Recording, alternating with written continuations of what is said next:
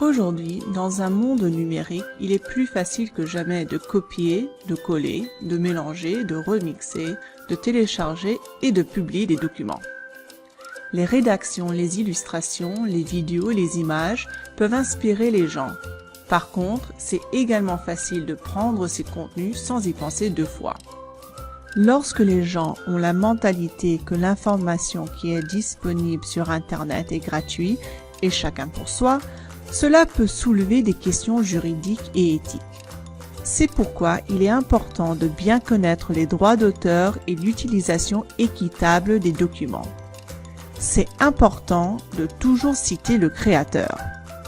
Alors, qu'est-ce qu'un copyright ou les droits d'auteur?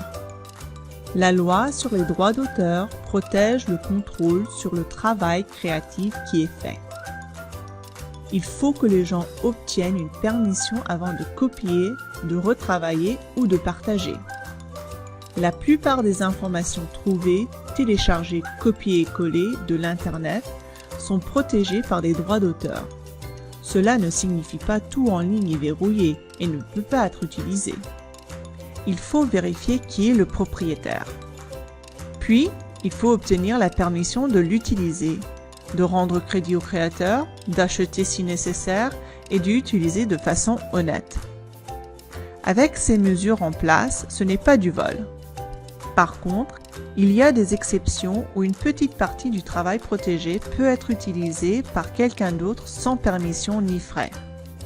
C'est ce qu'on appelle l'utilisation équitable.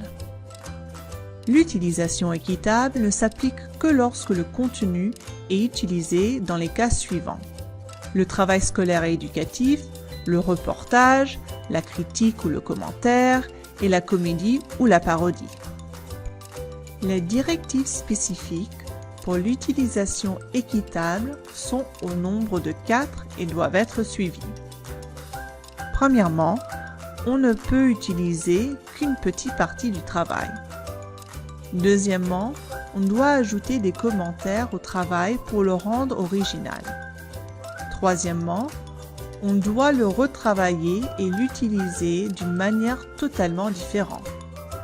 Quatrièmement, on doit l'utiliser sans avoir un but lucratif. C'est-à-dire qu'on ne peut pas gagner de l'argent avec la nouvelle création. Quoi qu'il en soit, en signe de respect, c'est une bonne idée de créditer le créateur du travail original. Alors, qu'est-ce qu'il faut faire si on trouve quelque chose en ligne qu'on veut utiliser? En règle générale, vérifier qui est le propriétaire, obtenir la permission de l'utiliser, l'acheter si nécessaire, l'utiliser de manière honnête et citer le créateur pour un usage loyal. Sous le format « Donner au suivant », bien réfléchir aux droits et responsabilités de la culture en ligne. On est des créateurs, des innovateurs et des inspirateurs.